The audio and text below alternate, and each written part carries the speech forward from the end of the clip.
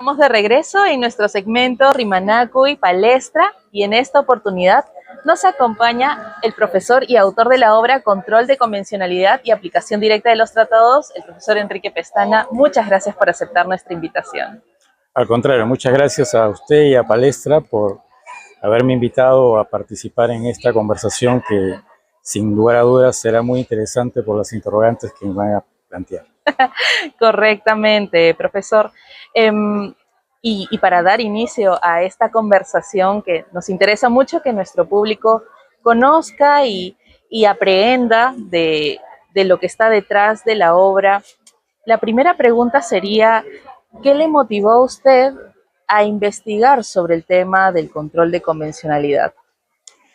Le agradezco la pregunta. Mire, se debe en primer término a este interés constante por el derecho constitucional de hace ya mucho tiempo, que es la disciplina que abrazo de hace más de 25 años en mi vida académica y profesional como docente, pero además también porque a lo largo de los años fui vislumbrando el enorme vínculo que tiene el derecho constitucional con el derecho internacional público, ¿no? Que también es una disciplina que, por cierto, me interesa sobremanera. Y específicamente esta obra, este trabajo académico, responde a una investigación que realicé para una maestría en Derecho Constitucional en la Universidad de Valencia, en España, que mereció bastante interés por parte del jurado calificador en aquella ocasión, y consideré que era el momento oportuno para publicarlo y hacerlo más extensivo, digamos, a toda la comunidad jurídica, ¿no? Sobre todo con una visión orientada a los estudiantes, que son quienes desean formarse con mayor avidez, pero además también para poder tener un influjo en los magistrados, en los operadores de justicia. Perfecto.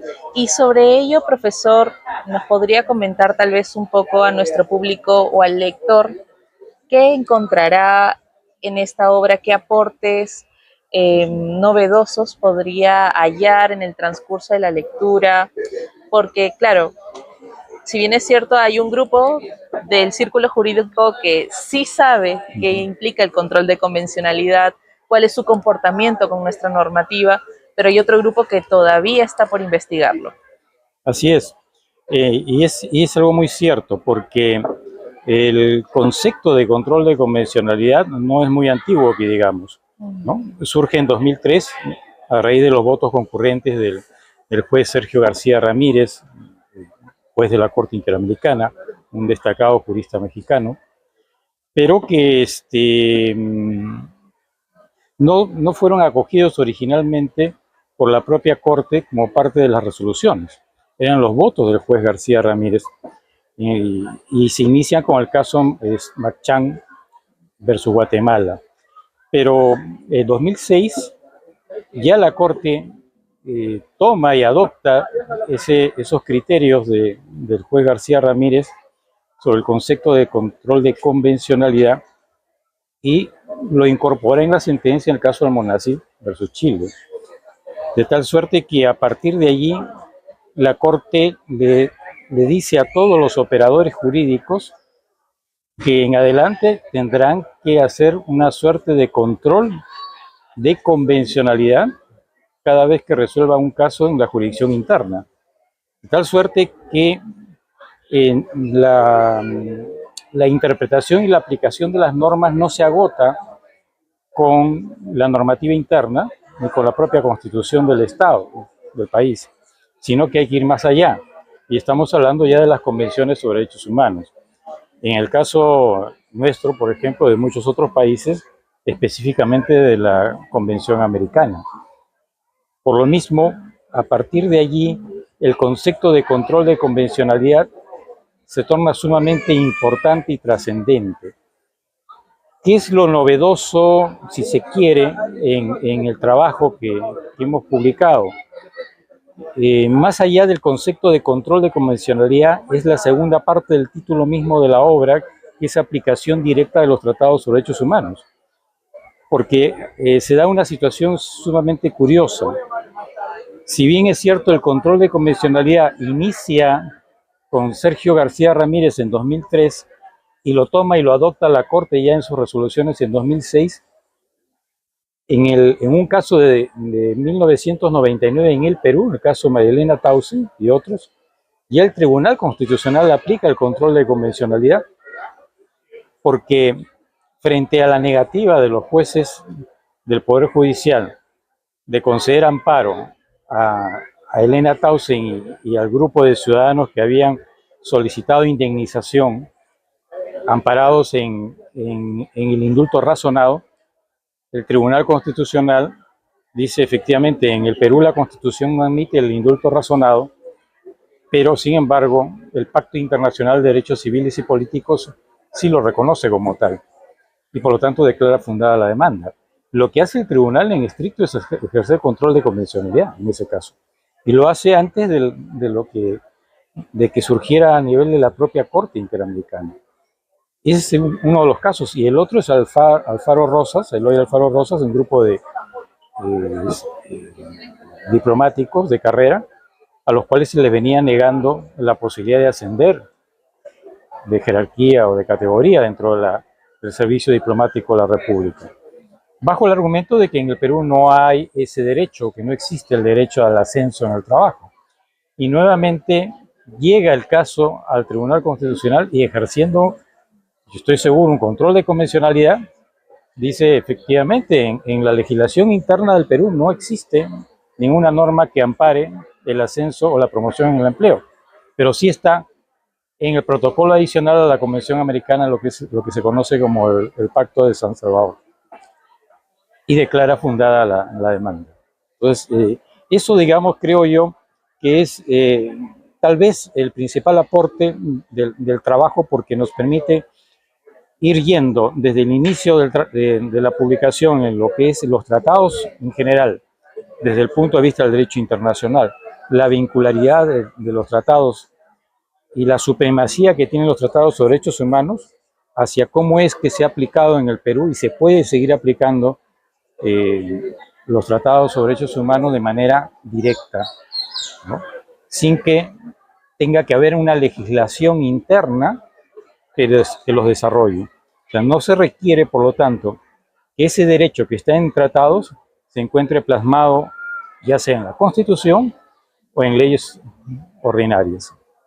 Me parece bastante interesante, sobre todo los casos que menciona, porque, claro, este control de convencionalidad aplicado activaría, ¿no?, un precedente para que continúe esta, esta norma referenciada, este tratado referenciado, para que éste pueda asegurar, ¿no?, valga la redundancia, la seguridad jurídica, y de esta manera, pues, brindar al ciudadano, pues, un acceso a la justicia más efectivo, ¿no? Y aquí vendría mi siguiente pregunta. En el panorama peruano, no hace mucho, se estuvo comentando en algunas cámaras parlamentarias, no sabría decirlo si en serio o en broma, sobre desligarnos de algunos tratados. Entonces, ¿cuál es su opinión ante estos comentarios? ¿Sería factible que suceda? ¿Cuál es la posición que Perú o que el ciudadano de a pie debería tomar cuando se traten estas cosas? Eh, no sé si en broma o en serio, pero sale de la boca de un funcionario. Entonces, ¿es posible que nos desliguemos así como así de un tratado? ¿No sería posible? ¿Qué sería lo más recomendado hacer?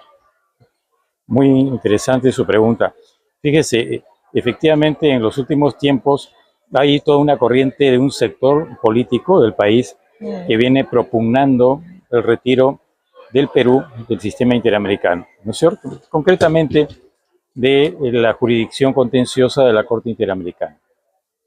Pero la Corte Interamericana es una creación dentro de lo que es la Organización de Estados Americanos, ¿no?, y específicamente de la Convención Americana sobre Derechos Humanos, y parte precisamente de este tratado tan importante que contiene esencialmente derechos civiles y políticos.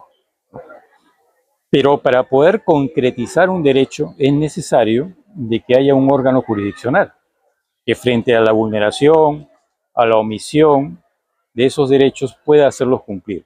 Y ese es el papel y el rol que cumple la Corte Interamericana y la Comisión Interamericana, que forman parte del sistema de protección de derechos humanos en el ámbito subregional.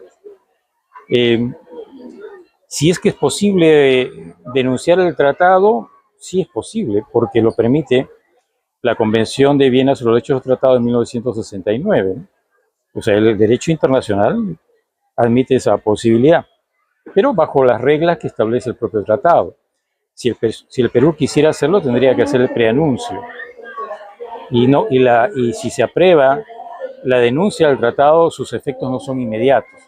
Habrá un periodo por el cual tendremos que seguir sometidos a esa jurisdicción. Eso es en el ámbito, digamos, operativo, ¿no es cierto? Claro. No entramos a un ámbito aquí valorativo de si es conveniente o no es conveniente, porque claro, hay opiniones a favor y en contra.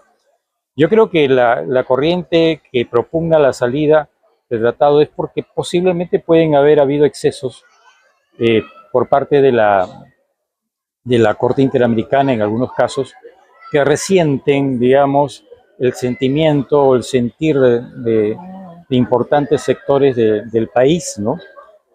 Pero para eso también la propia doctrina y la propia jurisprudencia internacional han desarrollado lo que se llama el margen de apreciación nacional, ¿no?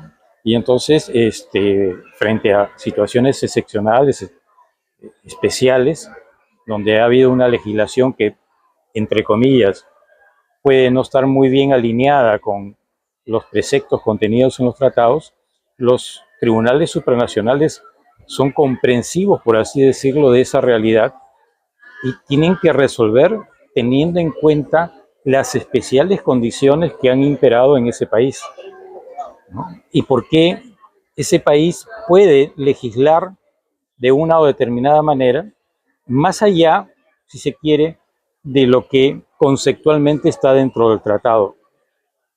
Y eso es lo que se llama el margen de apreciación nacional, ¿no? Sobre todo se aplica en caso de emergencia o estado de sitio, o sea, los regímenes de excepción, es donde más se ha aplicado.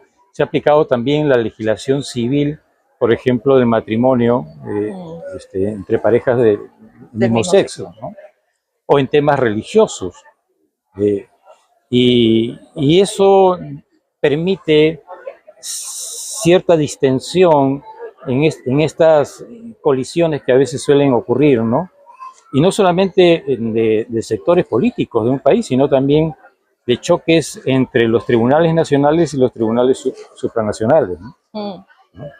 Pero en líneas generales, yo creo que si es que se tuviese que adoptar una decisión, si permanecer o no, debería ser muy bien meditada, porque por un lado puede ser de que hayan excesos y que resienten la soberanía nacional, pero por otro lado también un retiro del sistema interamericano podría dejar en indefensión a mucha gente frente a cualquier arbitrariedad que pudiesen cometerse respecto a sus derechos.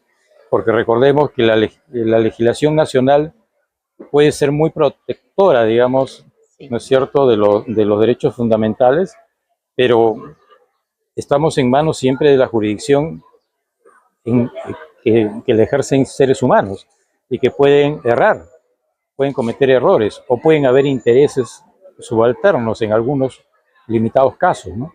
Y eso generar graves perjuicios a las personas.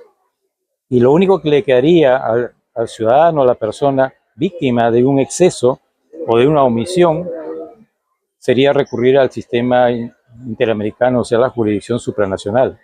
Ese es, creo yo, el principal valor que tiene la jurisdicción supranacional, ¿no? Sirve como último recurso frente a situaciones donde se han presentado decisiones arbitrarias o que crean indefensión. Bastante interesante esta postura de garantía, ¿no? Que es lo que entiendo que se busca al recurrir a sedes supranacionales. Ujú. Bien, ya llegando al fin de esta entrevista, la última pregunta sería, eh, ¿qué público considera usted que debería leer y aprender más sobre el control de convencionalidad? Y por qué? Fíjese, yo creo que en esencia el público objetivo por naturaleza debería ser el operador jurídico, los jueces y fiscales, pero esencialmente los jueces, quienes ejercen justicia, ¿no? Quienes imparten justicia. Porque hasta hace no pocos años, la jurisdicción nacional, la judicatura, los jueces, veían como un poco alejada la normativa supranacional. El concepto de derecho convencional, por ejemplo, inexistente, ¿no? Se sabía de que habían tratados sobre derechos humanos, pero no se les consideraba muy vinculantes, o en todo caso no se sentían vinculados a ellos. De tal suerte que el universo de todo operador de justicia era la ley y la Constitución y más nada, ¿no? Eh, y de repente comienzan a percatarse de que más allá de la Constitución hay bastante más, ¿no?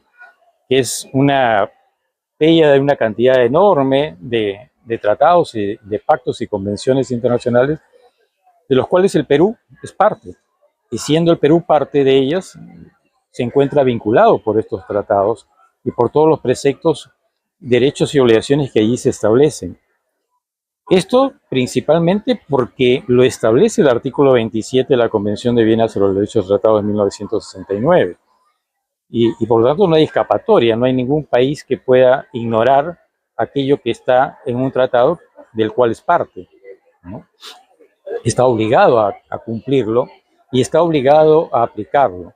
Por lo tanto, yo creo que este trabajo en primer término le sería útil a los magistrados de nuestro país para poder entender qué es el derecho convencional en primer lugar y dentro de este ámbito qué implica ejercer control de convencionalidad.